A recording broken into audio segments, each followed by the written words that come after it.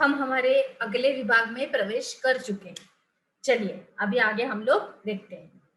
अभी मानचित्र पर सिंधु तथा इसकी सहायक नदियों का पता लगाने का प्रयास करो।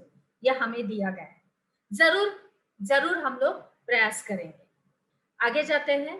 सहायक नदी उन्हें कहते हैं जो एक बड़ी नदी में मिल जाती है। सहायक नदी का मतलब क्या है कि बहुत सारी नदियां, गंगा है, जमुना है, सरस्वती है, ये तीनों भी नदियां एक जैसे मतलब एक साथ मिल जाती है, तो इससे क्या हो जाता है, एक बहुत बड़ी नदी बन जाती है। एक नदी में दूसरी नदी आके मिल जाती है तो क्या हो जाता है, वो उसकी सहायक नदी बन जाती है। आया समझ में? आगे जाते हैं।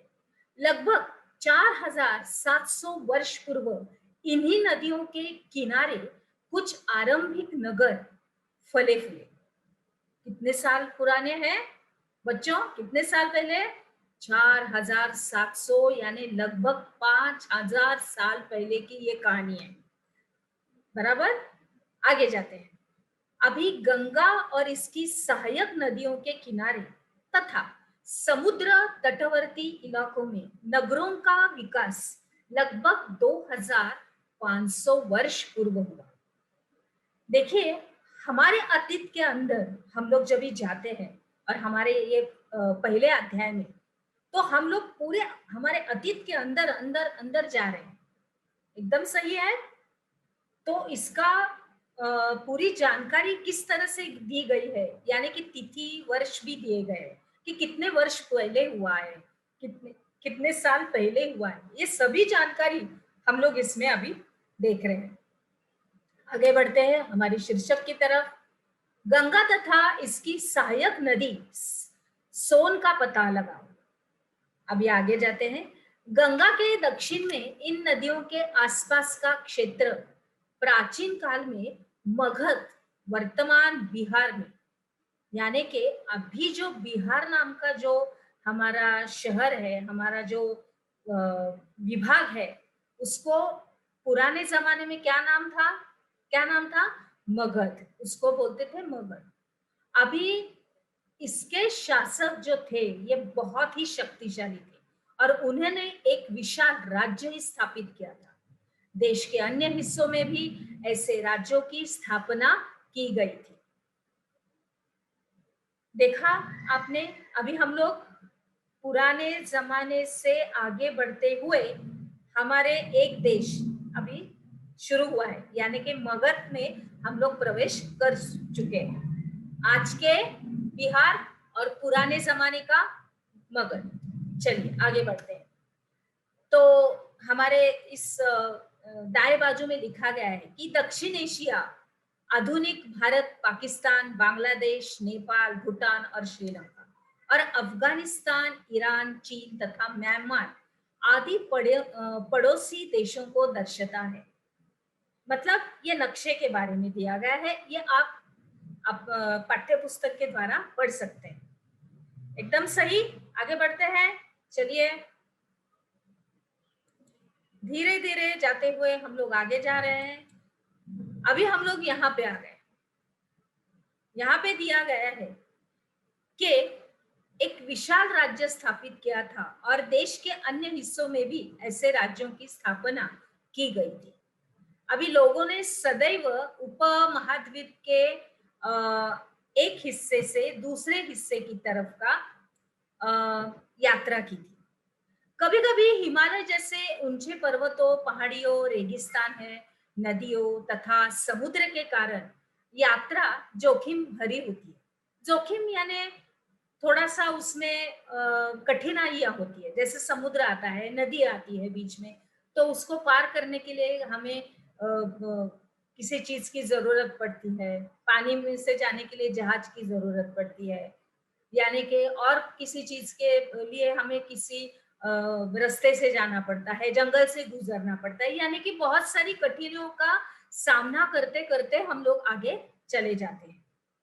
अभी आगे देखते हैं। फिर भी ये यात्रा उसके लिए असंभव नहीं थी।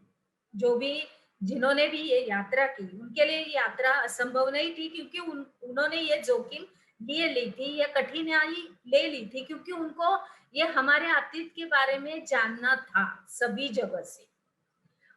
उसके आगे है कि अंत कभी लोग काम की तलाश में, तो कभी प्राकृतिक आपदाओं के कारण एक स्थान से दूसरे स्थान में जाया करते थे। कोई आपत्ति आती थी, कोई नैसर्गिक आपत्ति रहती है, जैसे बाढ़ आती है, बहुत बारिश आने के वजह से, कभी-कभी सूखा पड़ जाता है, बारिश ना होने की वजह से। बहुत सारी चीजें हैं जो कुदरत की तरफ से संकट आते हैं जब भी मानव के ऊपर, तो वो एक स्थान छोड़ के दूसरे स्थान पर चले जाते हैं। अभी अभी हम लोग आगे बढ़ते हैं। अभी देखते हैं हम लोग कि कभी-कभी सेनाएं दूसरे क्षेत्रों पर विजय हासिल करने के लिए जाती है। यानी कि एक राजा अपना राज्य बढ़ाने के लिए दूसरे राज्य के ऊपर लड़ाई करने के लिए जाता है, क्योंकि उसको अपना राज्य बढ़ाना है।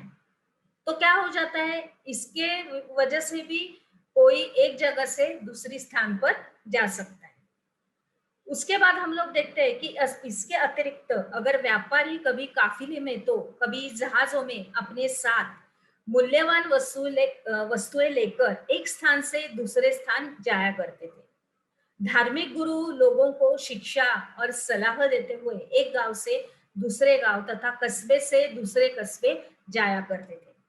कुछ लोग नए रोचक स्थानों को खोजने की चाह में उत्सुकतावश, यानी उनके मन में बहुत ही उत्सुकता थी कि भाई इस नगर में क्या रखा है, ये तो नगर बहुत संपन्न है, इस नगर में जाके देखते हैं। तो एक नगर से दूसरे नगर इस तरह से वो जाया करते थे, यात्रा करते थे। और इन सभी यात्राओं से लोगों को एक दूसरे के विचारों का जानने का अवसर मिला। अभी एक स्थान से अगर हम लोग दूसरे स्थान चले जाएंगे, तो हम लोगों को उस जगह का स्थान विस्तार पता चलता है, उधर के लोग कैसे रहते हैं, क्या खाते हैं, क्या पहनते हैं, उनका सहने का ढंग कैसा है। ये सारी चीजें बच्चों एक जगह से दूसरी जगह जाने के बाद ही पता चलता है। एकदम सही बात है, समझ रहे हैं आप लोग? ठीक है, आगे जाते हैं। अभी आगे जाते हैं। आगे का हमारा ये शीर्षक है कि आज लोग यात्राएं क्यों करते हैं। तो एक बार फिर से मानचित्र को देखने के लिए कहा गया है, और यहाँ पे पहाड़ियां, पर्वत, समुद्र इस उपमहाद्वीप की प्राकृतिक सीमा का निर्माण करते हैं। अभी हालांकि लोगों के लिए इन सीमाओं को पार करना आसान नहीं था। जिन्होंने ऐसा चाहा वे ऐसा कर सके, वे पर्वतों की ऊंचाई को छू सके। यानी कि मतलब क्या है कि पर्वतों की ऊंचाई को जाके छूना नहीं है बच्चों, यानी कि एक पहाड़ी को पार करके दूसरे जगह पे जाना, यानी कि एक जगह छोड़ के दूसरी जगह जाने के लिए बीच में पहाड़ है, नदी है, समुद्र है और बहुत सारे जंगल है, तो उसको पार करके दूसरी जगह जाना।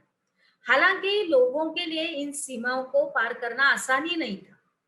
मतलब किस तरह से जाएंगे, हमारा गांव छोड़ के हम लोग अगर किसी नए गांव में जाते हैं, तो वहां पे हम लोगों को देखना पड़ता है, समझना पड़ता है कि भाई हमारे घर से अगर हम लोग आज के जमाने में देखेंगे उदाहरण के तौर पर, तो अगर हम लोग जहां पर भी रहते हैं, तो हमारे मम्मी पापा हमें ऐसी जगह पे रखते हैं आप लोगों को कि जहां से आपकी पाठशाला नजदीक हो, आपका अस्पताल नजदीक हो, आपकी भाजी मंडई यानी सब्जी तरकारी जहाँ पे मिलती है वो जगह नजदीक हो।